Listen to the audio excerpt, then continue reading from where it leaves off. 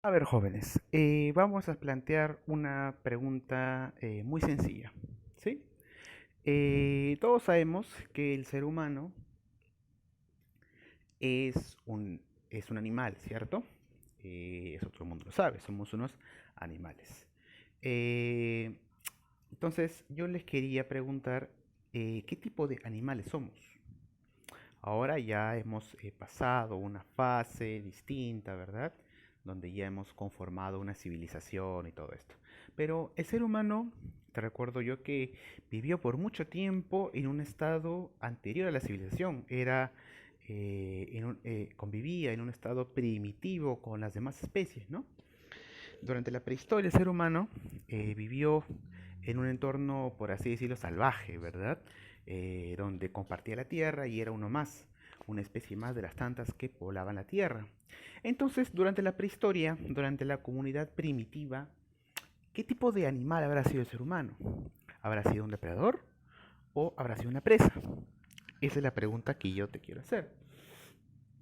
Es decir, el ser humano antes de crear la civilización, antes de vivir en civilización, cuando vivía en estado salvaje, en la comunidad primitiva, ¿qué tipo de animal habrá sido? Porque esencialmente el ser humano es un animal, ¿cierto? Pero ¿qué tipo de animal seremos? ¿Unos depredadores o unas presas? Entonces, para ayudarte a responder esta pregunta, yo te quiero plantear un ejercicio mental, un ejemplo. Imagínate que tú te pones frente a un espejo. Y a tu costado, a tu lado derecho, ponemos a un tigre de dientes de sable de pie, ¿no? Que de pie mediría aproximadamente 2,5 metros, con 400 kilos de peso, con unos colmillos imponentes, jadeando, ¿sí? A tu costado. Y pones a esos dos animales en comparación. Y bueno, sería obvio en ese ejemplo que el ser humano sería una presa, ¿cierto? Porque no tiene nada que hacer, no tiene nada para qué competir con ese otro, pues depredador. Pero, ¿cuál sería la respuesta a esta pregunta? ¿El ser humano habrá sido un depredador o una presa? Bueno, la respuesta y lo que nos indica la biología y la evidencia es que el ser humano, en su estado primitivo, en la comunidad primitiva, en la prehistoria, el ser humano fue un depredador y esencialmente lo es hasta ahora. ¿Pero por qué? ¿Por qué el ser humano es un depredador? Si en el ejemplo que yo te puse, el ser humano al lado de un diente de sable no es nada. Y en realidad, lo que no contamos es que el ser humano pues posee un arma mortal para la caza, para la cacería. Esta arma mortal es el cerebro. El cerebro del ser humano está adaptado para la planificación, para la estrategia y para la cacería. El cerebro humano es un arma mortal para la cacería.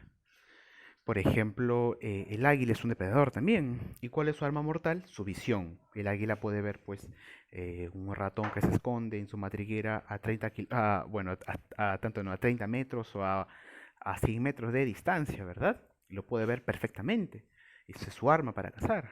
El guepardo utiliza pues su velocidad, su cuerpo breve, delgado, ¿verdad? Ligero para cazar. Incluso su cola es como un timón que lo dirige, ¿no? Y le da equilibrio. Es un cuerpo adaptado para cazar. Pero el ser humano es un primate pequeño, flaquito, que no tiene nada que hacer con ese tigre diente de sable, ¿verdad? Que lo curioso es que durante mucho tiempo esas dos especies con- eh, convivieron juntas, compartieron la tierra, ¿cierto? Claro, pero te pregunto yo, ¿qué especies se impuso sobre el resto? ¿Qué especie es la que dominó? ¿El diente de sable? No, para nada, el ser humano es el ser que dominó y que conquistó toda la tierra. ¿Por qué? Porque tiene un arma mortal, que es el cerebro. El cerebro humano es un arma mortal para la planificación, para la estrategia, para la prevención, para todo lo relacionado a la caza. Para eso está adaptado el cerebro humano. Eso permitió tener un manejo del entorno, un manejo de nuestro ambiente, para así dominarlo y sacarle provecho. Y entonces ese animalito, ese simio con ese cerebro tan desarrollado que es un arma para la caza, dominó el mundo, ¿verdad? ¿Y cómo? Por ejemplo, tú me puedes decir, ¿no? Pero profesor, así tú tengas un cerebro muy poderoso, el otro animal tiene más fuerza física y con una mordida ya te venció. Y es cierto, pero con el cerebro humano pues se puede solucionar todo y se puede compensar todo. Porque el cerebro humano bueno, el ser humano con el cerebro puede compensar cualquier tipo de desventaja que tenga frente a un depredador. Por ejemplo, el ser humano con con la planificación que le da, que le otorga el cerebro, podría diseñar o construir un arma como una lanza para en cuanto vea un diente de sable a una distancia de unos 3 metros, no importa que el otro animal sea más pesado, sea más rápido, con la lanza puede pues vencerlo sin siquiera tocarlo. Todo eso, esa técnica, esa tecnología le proporciona pues su cerebro, la capacidad de hacer herramientas para compensar todo. Con una lanza puedes compensar la velocidad, puedes compensar tu velocidad, puedes compensar las garras de otro depredador. Y así, con esa capacidad cerebral, el ser humano se convirtió en el depredador más grande que ha producido la Tierra, en el animal más exitoso, evolutivamente hablando, que ha producido este planeta. Porque ni el Tyrannosaurus Rex, ni el Megalodón, ni el tigre de dientes de sable, pues se hizo como el rey máximo de este planeta, ¿no? Incluso hasta ahora estamos ya buscando conquistar el espacio, ¿no? Todo eso por nuestro cerebro.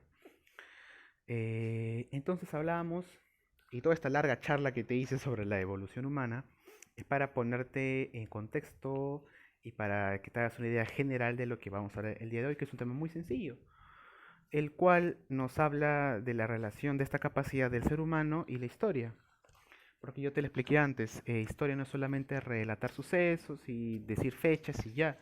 La historia cuando se explica mediante la biología, mediante la psicología, mediante muchas otras ciencias, cobra mayor sentido y lo podemos entender mejor y la asimilamos mejor.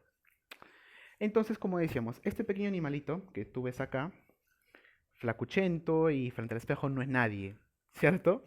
Pero con herramientas y con un uniforme militar, pues conquista el mundo. Entonces, este pequeño animalito eh, tiene la capacidad de fabricar herramientas, ¿cierto? Perfecto. Y tú sabrás que hubo una época en el siglo XIX, conocido como las revoluciones industriales, donde el ser humano elaboró y desplegó toda su capacidad inventiva, ¿cierto? Para diseñar y construir muchas herramientas e inventos que le permitió, pues, conquistar el mundo y conquistar su entorno. Por ejemplo, el ser humano no tiene la velocidad para correr por días como los caballos, pero puede con su inteligencia construir ferrocarriles. Y lo hizo. El ser humano no tiene la capacidad para estar mucho tiempo, ni gritar muy alto, ni que se escuche su voz por una distancia muy amplia, pero con su inteligencia le permite construir telégrafos y teléfonos para estar mejor comunicados. El ser humano no puede aniquilar o no puede matar a muchas personas con una simple espada, con sus manos, pero le permitió al ser humano con su inteligencia construir armas para destruir a la mayor cantidad de gente posible. Y como te recuerdo, ¿no? Y de repente te lo mencioné antes, ¿no? Esta capacidad que tenemos nosotros se usó tanto como para el bien como para el mal, ¿no? Como para su, para nuestra supervivencia. Entonces, en el siglo XIX, el ser humano desplegó toda su capacidad y se desarrolló esta famosa revolución industrial, que ocurrió en una pequeña isla, en Inglaterra. Entonces te pregunto yo, si el ser humano es un animal que por naturaleza es un depredador y durante una época construyó, elaboró e inventó muchas herramientas y muchas armas, ¿tú crees que esas personas se van a quedar encerradas en su isla con tantas cosas que han desarrollado? Por supuesto que no. Eh, Durante el siglo XIX, como consecuencia de las revoluciones industriales, el mundo entró en una gran, podemos llamarlo, este, el mundo se dividió en dos, ¿de acuerdo? En los países que eran industrializados y los países que no. Países como Inglaterra, Estados Unidos, eh, Francia, Alemania, Japón, desarrollaron lo que se conoce como la revolución industrial. Y eso no solamente mejoró la calidad de sus herramientas, de sus inventos y de su tecnología, sino que esencialmente mejoró sustancialmente su economía, porque estos países ya poseían pues una economía industrial. Entonces ningún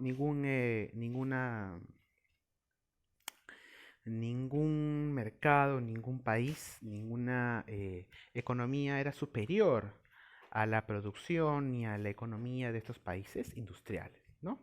Porque, por ejemplo, otro país que no era industrial te producía y vendía zapatos, pero para producir un zapato se demoraba, pues, digamos, un día, cosa que en los países industriales hacían en un día, pues, 500 zapatos o 600 zapatos, ¿no?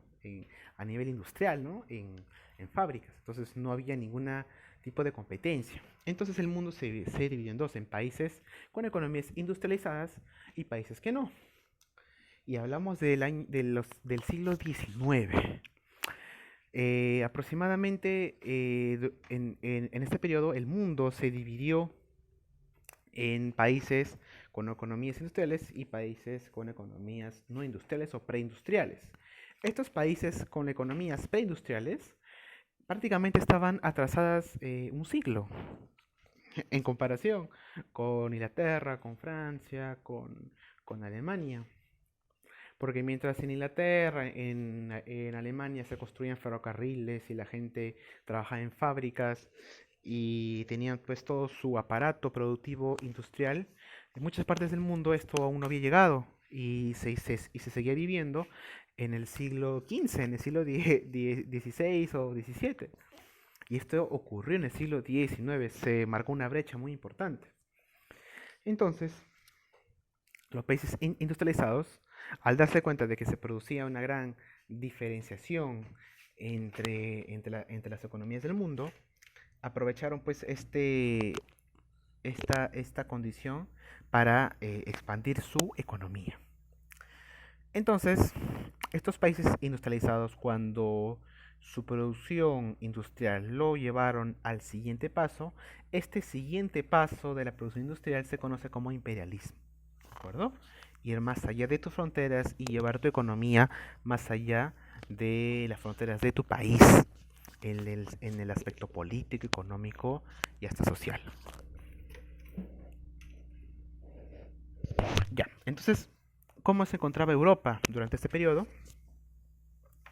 La población europea había crecido de una manera descomunal por la gran cantidad de trabajo y de estabilidad que proporcionaba la economía industrial. Muchas familias salieron de la pobreza, pues no, de la pobreza y la miseria constante con la que se vivía. No tengo ahorita los datos, ni los planos, ni las estimaciones, pero te puedo asegurar, y eso ya tú lo puedes investigar, que antes de las revoluciones industriales, la condición humana era básicamente el de la pobreza. El ser humano vivió bajo el umbral de la pobreza durante miles de años. Antes de la revolución industrial, el ser humano, la condición natural del ser humano era vivir bajo la pobreza. Las constantes hambrunas, las constantes guerras y las constantes fenómenos climáticos. Después de esta revolución, el ser humano pudo tener una estabilidad. Porque, por ejemplo, antes, si tú vivías en una sociedad preindustrial, tú dependías del día a día, tú dependías de si es que vendo lo que produce en la tierra o no, de si es que vendo mis zapatos que he hecho en mi taller o no, de si es que alguien me da trabajo en su campo, en su casa y al mes siguiente pues veré lo que hago. Y como había castas y como había una clase social, la diferenciación por las clases sociales era mucho más complicado.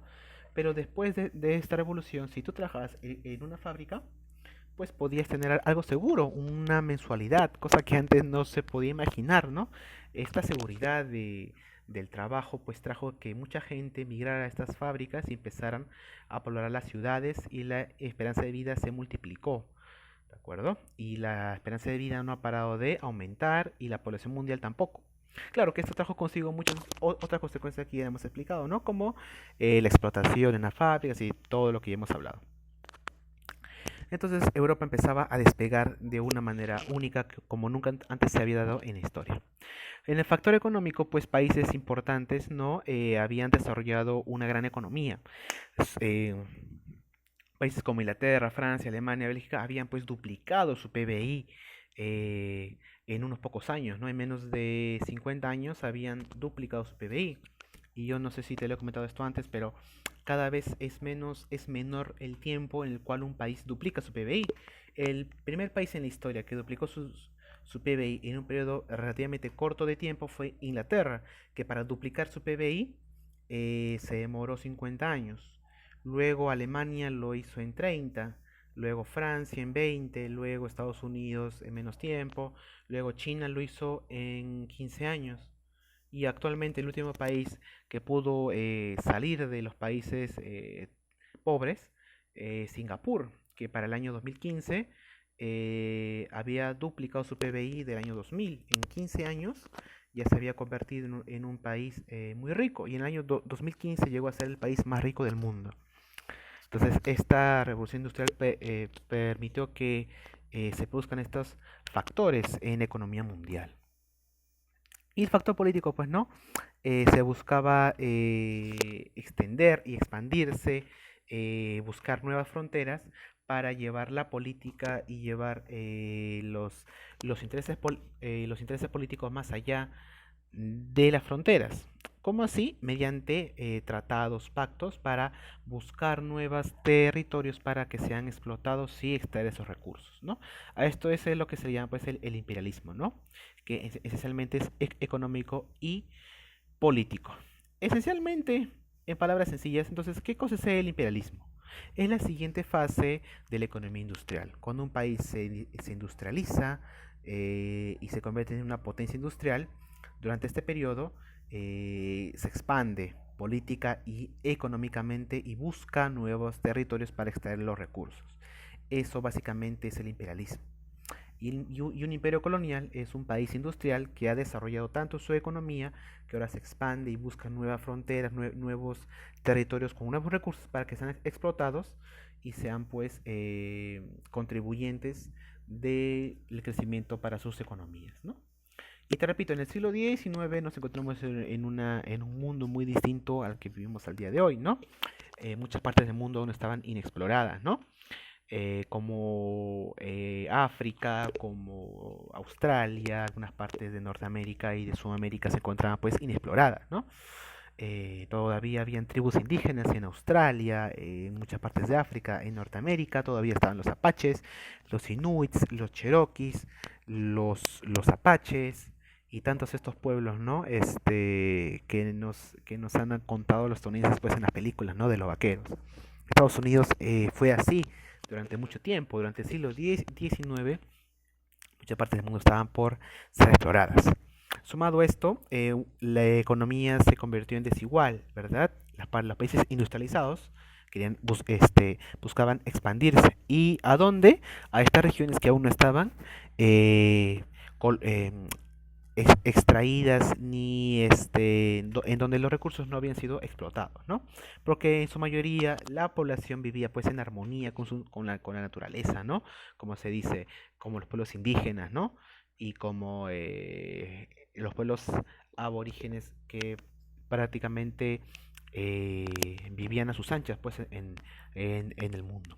Sumado a esto, durante este siglo surgen nuevas corrientes de pensamiento en las cuales se motiva la expansión y el descubrimiento de nuevos avances, ¿no? Y de nuevos territorios. Surgen novelas como La Quimera de Oro de Jack London, que te hablan de buscar y explorar para encontrar riquezas.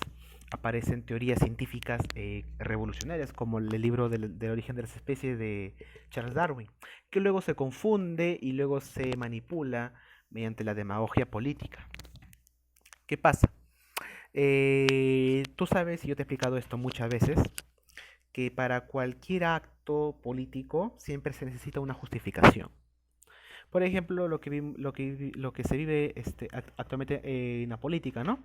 Por ejemplo, el presidente Vizcarra tiene muchos enemigos políticos, ¿no? Eso es cierto, ¿no? Muchos congresistas están en contra de la gestión de Vizcarra, incluso han cuestionado muy seriamente a la ministra de Economía y bueno, pero, ¿qué pasa? Los políticos que están en contra de Vizcarra, por ejemplo, no lo pueden sacar de un día para otro porque simplemente les cae mal o simplemente lo hacen porque ellos quieren. Tiene que tener una justificación.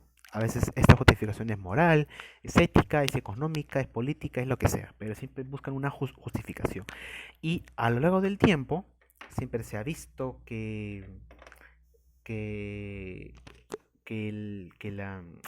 que las guerras, que las conquistas, que las acciones políticas siempre se han regido mediante justificaciones. Han buscado una justificación para que se haga. En el caso del Perú es un tema un poco más complejo porque el presidente pues no es una víctima, ¿no? Es un hecho que se ha ocurrido, que tiene que investigarse, pero ha sido aprovechado por los enemigos para buscar vacarlo. Bueno, ese es otro tema. El punto en el que yo te quiero explicar es que para cualquier acto político, sea conquista, sea guerra, sea anexión de un territorio, siempre en la historia se ha visto que el que conquista o el que quiere hacer la guerra siempre necesita de una justificación. Y en el año 1859, Darwin publica su estudio, su libro El origen de las especies. Este libro es tomado por la política y es tergiversada y es mal interpretada. ¿Cómo? Durante este siglo, durante este periodo te dicen, ¿no? Los políticos. Según el libro de Darwin, él afirma que las especies sobreviven porque son más aptas o más desarrolladas que otras. Es decir, que las especies compiten entre sí. Entonces, podemos deducir de que el hombre europeo, el hombre blanco, es la raza más desarrollada y más evolucionada del mundo. ¿Por qué? Porque ha desarrollado política, ha desarrollado filosofía, ha desarrollado ciencia, ha desarrollado cultura, civilización. En cambio, otras razas son como otras especies, son especies menores que no han desarrollado nada de eso y son especies que viven en el más completo salvajismo, ¿no? Como los africanos, como los indígenas australianos, como los norteamericanos. Esas razas son inferiores, son menores. La raza blanca, la raza europea es la raza más evolucionada. Eso decían quienes, los políticos. Dentro del debate intelectual se argumentaba eso, había algunos quienes argumentaban ello.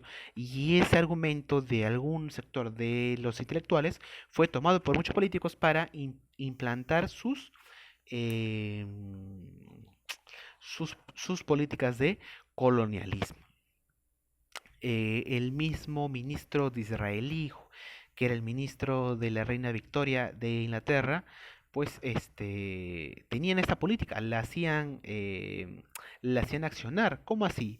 Llevando la religión, el idioma, la cultura inglesa a muchas partes del mundo y exterminando a las demás poblaciones nativas de ese lugar. En Australia llegaban, imponían a sus colonos y sus colonos llevaban su cultura inglesa a esas partes del mundo y querían terminar y destruir a la cultura nativa.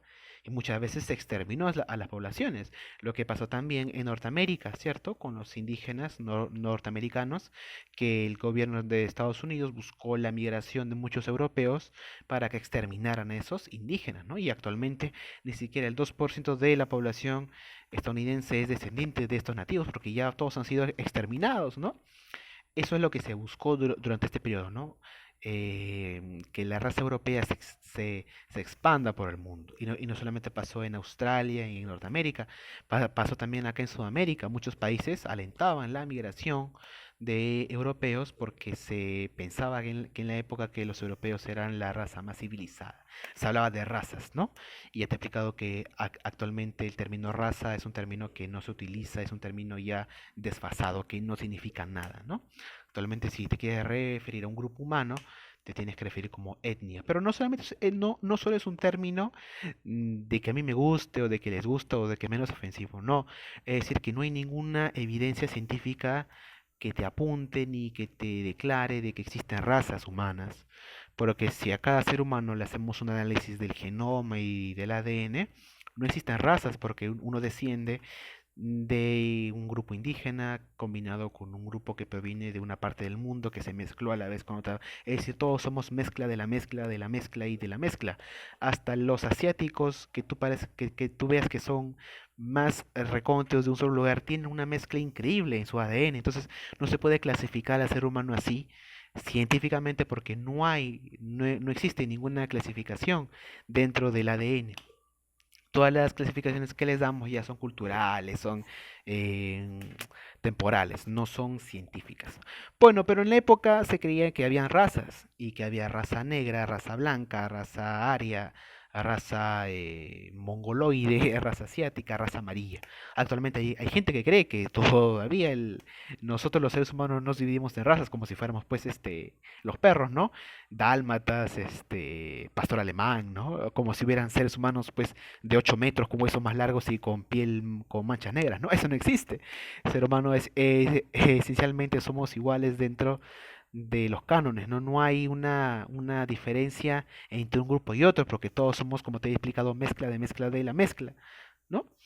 Bueno, pero en el siglo XIX esto claramente no era así. Sumado a esto, hay otra, durante este periodo también se fue muy extendido el uso de pseudociencias como la frenología, que era una pseudociencia en la cual se basaba en la medición de la personalidad y el futuro de las personas mediante la forma del cráneo. Es decir, utilizaban la forma del cráneo para ver si es que las personas tenían una cierta capacidad intelectual o de la moral o de la personalidad, ¿no? Cosa que actualmente no se sigue estudiando porque ya se ha comprobado que no tiene ninguna relación la forma del cráneo con la personalidad, ¿no? Pero antes se creía eso. Y yo por eso te recomendé una escena de una película de Quentin Tarantino, ¿no? Conocida como Django, que es un vaquero, que es un esclavo que se convierte en vaquero no, en cazarrecompensas, y que va a la casa de un esclavista y se hace pasar como si fuera pues un dueño de esclavos, cuando en realidad él era un esclavo, ¿no? Y el dueño lo descubre, el dueño era un esclavista blanco, ¿no? Como se llamaba en esa época, y descubre la mentira y le enseña un cráneo al protagonista que era un esclavo africano. Le enseñó el cráneo y le dijo, mira, este es un cráneo de un hombre negro, un hombre afroamericano, que era mi sirviente cuando yo era niño. Y tú ves acá que en la parte de frontal del cráneo hay tres líneas. Esas líneas simbolizan y representan, según la ciencia de la frenología, representa que la raza negra es una raza que está subyugada y diseñada para la servidumbre. Son expertos en la servidumbre y el blanco es el que debe estar en el gobierno, ¿no? Eso decía el protagonista. Pero aunque nos parezca muy loco y muy racista, en la época se usaba esos argumentos. Actualmente ya eso ha quedado en el pasado.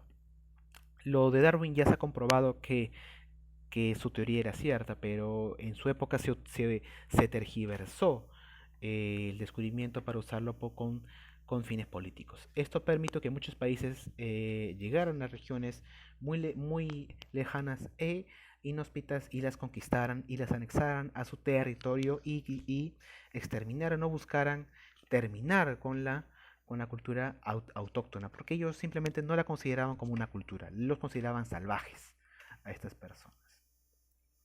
Claro que desde hace mucho tiempo ya se venía con el colonialismo, ¿no? Desde la época de los españoles, desde el año 1500, constantemente existieron imperios coloniales, ¿no? Pero durante el siglo XIX estos imperios coloniales ya se convirtieron en imperios industriales, mediante su industria tecnológica, mediante la revolución industrial, esto les permitió llegar a muchas partes del mundo que aún no estaban exploradas, ¿no? Entonces, el imperio más importante en este periodo fue el imperio británico, ¿de acuerdo? Que se extendió por muchas partes del mundo, llevando su cultura y su civilización a muchas partes del mundo. Y lo peor de todo es que exterminaban a las culturas locales, no solamente en la parte física, sino también en la parte ideológica y cultural. Por ejemplo, en Australia se llevaba, pues, y se acostumbraba llevar a los hijos de los nativos se los separaba de sus padres a la edad de 9 años y eran llevados a colegios occidentales, a colegios ingleses para que perdieran todo tipo, todo rastro de la cultura indígena y se solamente crecieran con la cultura eh, este, inglesa, ¿no? O sea, que luego es la cultura, pues, que se convierte en la cultura australiana, ¿no? Actualmente ya el Parlamento australiano les pidió perdón a todos los descendientes de de los indígenas y los aborígenes australianos, ¿no? Por los crímenes que cometieron durante este periodo. Entonces, ¿cuál fue el continente más afectado durante este periodo? El continente africano. Como te explicaba, era un continente donde se primaba, pues, donde existían muchas tribus, muchas comunidades que no vivían que no tenían un sistema de civilización muy avanzada, ¿verdad? Eran culturas que vivían, pues, en tribus, ¿verdad? Culturas indígenas. Pero en ese momento los europeos no consideraban como cultura a estas poblaciones, los consideraban salvajes. Y esto fue pues una justificación ética y moral para conquistarlos y para, según ellos, civilizarlos, ¿no? Entre comillas. La mayor parte del continente africano estaba pues en manos de los franceses, ¿no? Del imperio colonial francés y del imperio británico, ¿no? Que como ven acá en el mapa, llegaba desde el Cairo hasta Ciudad del Cabo, ¿no? Desde Egipto hasta Sudáfrica. Hizo un corredor inmenso de colonias, pero no fue el único imperio, sino también el imperio belga y el imperio alemán que Alemania siempre se quedó con las ganas de ganar muchas más colonias a los ingleses y los franceses, y esto va a ser una de las consecuencias de la Primera Guerra Mundial, pero lo vamos a ver eso en las próximas clases. Existían en esta época aún otros imperios, como el portugués, el italiano y el español, pero hay un detalle con esos imperios no eran industriales, no eran coloniales de este periodo, no eran iguales que Francia, que Inglaterra, porque no eran industriales. España, Portugal ya eran imperios en decadencia. Te recuerdo que durante el siglo XIX España había perdido la mayoría de sus colonias, o las más importantes que eran México y el Perú y Sudamérica, ¿cierto? Perdieron esas colonias porque ya nos habíamos independizado de ellos. Y los españoles aún poseían unas pequeñas colonias en el Caribe, en las Filipinas, ¿no? Aún poseían Cuba y Puerto Rico. Pero luego ya con el tiempo lo van a perder. Son un imperio en decadencia no solamente por sus colonias, sino también por su economía, que España nunca se industrializó. Bueno, ya que vemos, ¿no? El mapa mundial de este periodo, ¿no? Inglaterra fue el imperio máximo de este periodo. Luego está el imperio francés y luego estaban otros imperios como el alemán. Ahora, ¿cuáles eran las formas más sencillas o las formas más comunes, mejor dicho, de la colonización? Habían tres tipos de formas de gobierno o de áreas de influencia: el autogobierno, el protectorado y las colonias. Es decir, cuando un imperio colonial llegaba a un territorio inexplorado, hacía tres cosas: lo convertía en un autogobierno, en un protectorado o en una colonia. En el caso, por ejemplo, de Inglaterra, cuando llegó a Australia, lo convirtió en un autogobierno. ¿Por qué? Porque se dio cuenta que los nativos tienen que desaparecer o, en el mejor de los casos, asimilarse a su cultura. Y llegaron muchos colonos a Australia. En un primer momento, los primeros australianos fueron presos. Los ingleses que cometían crímenes en Inglaterra eran llevados presos hasta Australia. Era como el peor castigo. Era una prisión, ¿no? Australia. Pero como la mayoría de la gente, como llamaban en esa época, ¿no? Civilizada en Australia, eran colonos ingleses, ellos optaron por el autogobierno, ¿no? En el caso fue el similar el de Canadá, ¿no? Actualmente estos dos países son monarquías, le rinden culto a la reina de Inglaterra, son autogobiernos, pero gozan ya con su parlamento, ¿no? Ya no dependen de las decisiones de Inglaterra, en cierta forma.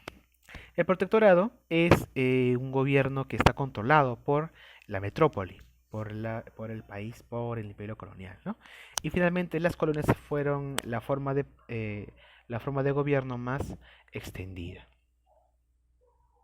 Este punto final ya lo hemos explicado, está colgado en el grupo de Facebook, está la pequeña conclusión de esta clase, en la cual yo te invito a que la veas, que es una conclusión muy sencilla, en solamente en la cual yo te menciono cuáles fueron los imperios más importantes. Obviamente es el imperio británico, que es un imperio asombroso. en lo territorial, ¿verdad? Pero si nos ponemos a analizar sus acciones, podemos hoy juzgarlas como terribles, ¿verdad? Pero bueno, en la conclusión de esta clase la puedes encontrar en el grupo de Facebook, en un pequeño video que yo subí y está colgado en el grupo de Facebook. Bueno, jóvenes, eso sería todo por hoy.